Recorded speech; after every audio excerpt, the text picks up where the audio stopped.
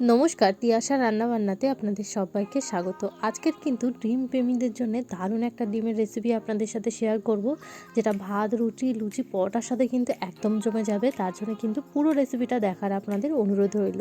তার জন্য এখানে আমি 7টা মতন ডিম নিয়ে নিয়েছি। এবার ডিমটাকে কিন্তু আমি একটা ডিমকে 4 টুকরো করে নিয়েছি, সেদ্ধ করে নিয়ে। তারপর এদিকে আমি একটা ব্যাটার রেডি করে নেব। তার জন্য নিয়ে নিয়েছি 4 চামচ ময়দা, একটু লঙ্কার গুঁড়ো, একটু জিরের গুঁড়ো আর নুন। এটাকে ব্যাটারের মধ্যে ডুবিয়ে নেব।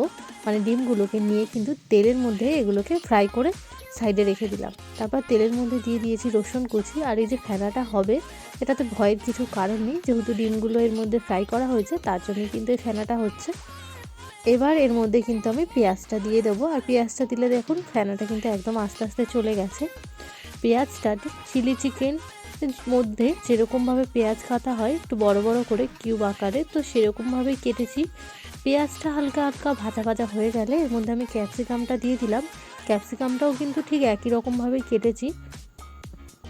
তারপর এর মধ্যে আমি স্বাদ মতন নুন দিয়ে দিলাম, দিয়ে খুব ভালো মতন করে মিশিয়ে নিলাম। নিয়ে কিন্তু 2 চামচ মতন এর মধ্যে দিয়ে দিলাম টমেটো সস।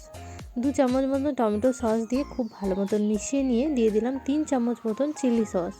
দিয়েও কিন্তু আবারও 3 থেকে 4 মিনিট মতন খুব ভালো মতন করে এটাকে মিশিয়ে নেব। মিশিয়ে নিয়ে 2 থেকে 3 মিনিট মতন করে কিন্তু এটাকে রান্না করে নেব।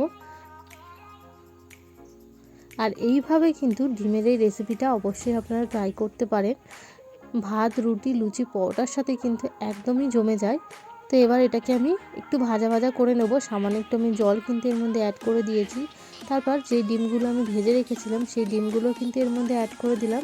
এবার ডিমগুলো দিয়ে কিন্তু ভালো মতন এটাকে আমি মিশিয়ে নেব, যাতে খুব ভালো মতন করে সমস্ত সসের সাথে ডিমগুলো মিশে যায়। তারপর এর মধ্যে 1 কাপ জল দিয়ে 2 মিনিট ফোটালেই একদম রেডি।